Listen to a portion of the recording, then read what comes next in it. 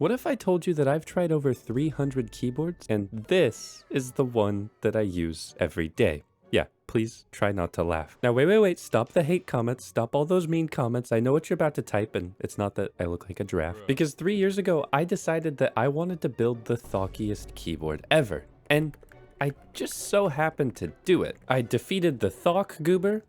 Thock. Yum thock.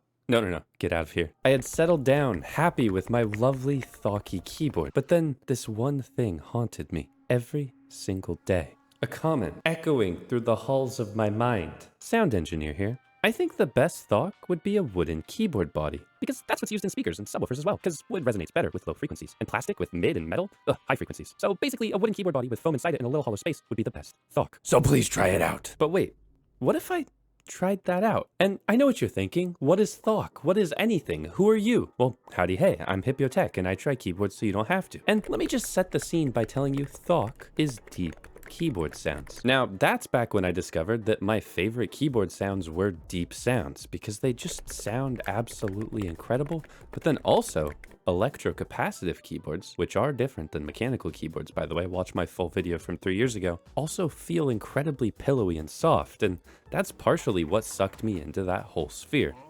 Don't take that out of context. But then I thought, what if I just started with that keyboard base? If I think an electrocapacitive keyboard sounds deep and feels great, why don't I just take a NIS Micro 84? And I bought that, and I quickly realized, oh wait, the spacebar is really small. This is super cringe. I can't work with this. I can't make this my daily keyboard. But then I remembered back to another keyboard that I had reviewed, and keep in mind this is like 4 years ago, the NIS Duo 82. This keyboard solved most of my issues. It had a nice layout, it had a regular sized spacebar, but then that keyboard had one huge glaring issue. Maybe you see it right up front. The front height was way too tall for me to type on. In fact, it was unnervingly tall. Most keyboards wouldn't even dare to have a front height that high. I know what you're thinking, like, Hipyo, why are you obsessing over front height? I use the thing, I type on it. I don't want it to be that tall. It's gonna hurt my wrists, which is probably something that you thought about when you're looking for your own keyboard as well. And of course, when you're a maniac that dabbles with keyboards for a living, you think, oh, the best way to solve this problem is by smashing two keyboards together. Of course, that's gonna make so much sense. So then what if I take this NIS Micro 84,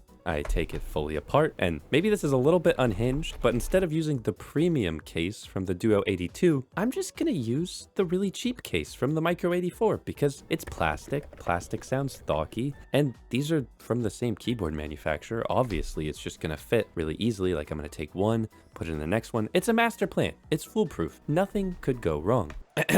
Then things went wrong. Now, this was my first time ever fiddling with electrocapacitive keyboards because I had been using a NIS X87 on my desk for quite a while, but that ran into the issue of my hand hitting my keyboard every time I tried to play Valorant. Those of you that play any game requiring low sensitivity will know that the lower your sensitivity goes, the more you need desk space, like my cool desk mats, which you can get at hipyo.co, link down below. Now, you're probably thinking, Hipyo, if you have a perfect layout and you have a perfect size in mind, why don't you just build a custom mechanical keyboard? And that's where the problem of this video comes into play. I really like electrocapacitive switches. Now, these are fancy rubber domes with springs and sliders. Think of Topra, but these are from NIS. And rumor has it these switches are actually where the word thock came from because they sound so deep that it sounds like you're hitting a tree, like a thock. Now, because these are electrocapacitive and not a membrane, they actually have some really crazy cool features like being able to be super fast for gaming, and they also just have a really low spring weight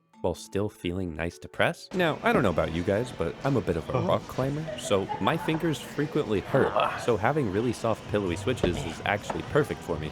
And I really wish more people made electrocapacitive keyboards. If you're a keyboard brand and you're listening, I will promote it for free. If you make a cool electrocapacitive keyboard, please do it. I'm a shill. Anyways, because I want to keep these electrocapacitive switches in my keyboard, that's where the Frankensteining comes in. And after getting the Micro 84 taken apart, easy peasy, I've got the case here. So let me just take apart the Duo 82. Relatively easy. There's some screws, things are going. And why did I not think of that? Why did I not think of that? Why did I not think of that? Now, you'd think a lot of things are interchangeable. It's like the same keyboard, basically. No, the plates were different. The NIS Duo 82 was a gasket mount, meaning that there's these little nubs on the plate. Oh, that's not gonna fit in a case that's not a gasket mount, Hipyo, you stupid idiot. Sorry, It was trauma. So that's when I had the brilliant idea of calling my friend Toby. And he's gonna come up in multiple cases in this video. Cases, get it? Now this was 9 p.m., late at night. I'm frantic, it's basically my bedtime, but I was filming a video that I really wanted to finish. I wanted to build my perfect keyboard, so I called Toby on Discord. Toby, I need help. Toby, help. My God, Hipyo, are you okay? Are you dying? Kind of. Yeah, my plate won't fit in my keyboard. You're okay. I got you. As long as you shill for me. Now, we'll shill for Toby later, but thankfully that was enough to get him to use his magical woodworky tools. I don't really know what he does. And he custom cut the little fins off of the plate for me so that it would fit in the Micro 84 case. Now, I know this is incredibly janky, but get this. I don't care. They don't call me Hipyo Tech for no reason. Well, actually, nobody calls me that, but you could if you subscribe and leave a comment down below. I am going to make this work at any cost. Even if the cost was Toby's sanity, because he quickly did, at 9 p.m., or maybe 10 p.m. at this point, cut all of the nubs off of my plate. Now, unfortunately, this was only the beginning of my issues, but we'll get back to that later. And then boom, with a special delivery from Toby, we got the plate delivered. Now, ignore this warp. This warp is not gonna come into any play at all. It's not gonna have Lube. Now, if you know anything about custom keyboards, then you probably know that Lube makes your keyboard sound and feel better. Don't take this out of context, don't make it weird. We're not here to make it weird. And electrocapacitive keyboards are actually some of the easiest to mod because all you have to do is rub a little bit of lube on these top housings. Easy peasy, your keyboard instantly sounds and feels way better. Then I just added a tape mod and the whole entire thing was ready to go, right? Right, guys? Well, essentially, yeah. I reassembled the keyboard. I had to fiddle a lot with that plate because the plate warping was actually such an issue. My spacebar has ticked for years. And as I've done fix after fix on this thing, it has still remained my favorite keyboard ever because it generally sounds pretty thocky. It feels absolutely incredible. And let's just say I've neglected it. It's in really rough shape now. I swear to God, I have a piece of grime on this keyboard for every one of you that has ever subscribed. That's more than 1.5 million grimes. And genuinely, I thought that would be the end of it. I thought, hey Hipyo, you made your favorite keyboard. This is gonna be your keyboard forever. But then as I mentioned before, that comment haunted me. Wood keyboard, wood case, thocky, the best. And I just couldn't let it rest. So I called Toby back. Remember, I told you he'd come up in multiple cases. And I said, Toby, you make wooden keyboard cases. Why don't I make a new Franken keyboard? And then he said, God, Hipyo, please no, please Hipyo, please stop taking those drugs. Those aren't good for you. And I said, that's what my therapist said. Anyways, you're making me a wooden case for my new Franken keyboard, right? Right? So I bought another NIS Duo 82 and another weird keyboard from NIS, I forget actually the name of it, and I immediately shipped them both to Toby. Then I waited because he got really busy with those keyboard group buys. He actually got way more demand, like people really love his wooden keyboards. But then finally, after roughly 9 months, Toby had built me a wooden keyboard case for the newest Franken. And it arrived in the mail and I'm really excited to test it out and maybe hopefully build my newest favorite keyboard ever. Now, before I did this, I kind of wanted to send off my old keyboard. So I took off all of the keycaps and dear God, this thing is so nasty, so nasty.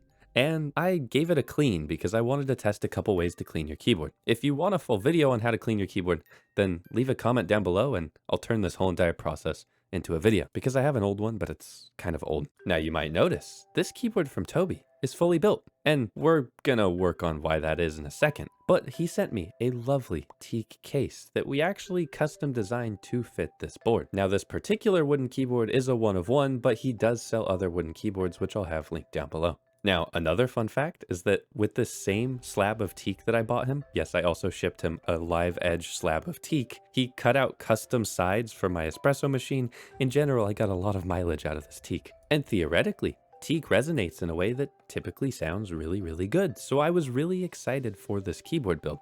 And I just had to, take everything apart again. Because in its current state, this thing is not what I wanted whatsoever. I'm just gonna let you listen to it.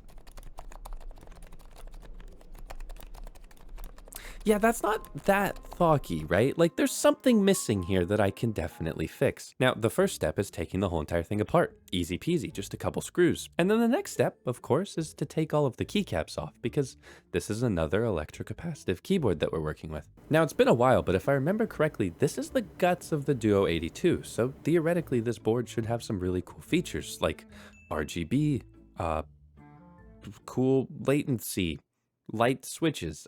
I'm actually having a really hard time remembering any of those features because genuinely all I care about is the sound and the feel on this one. I'm going to be honest. But unlike our previous keyboard, this one hasn't been lubed yet. And let me show you how I'm going to lube it. Now, I know I'm going to have to rub lube on all of the sliders and potentially even lube up the domes themselves. So I'm going to have to take it apart in a very precarious way. I've forgotten how to do this completely. It's been a while. I'm sure there's a million better guides out there on how to mod a Topper keyboard or rubber dome keyboard. But here at the Hipyo Tech channel, you're here for me bumbling about.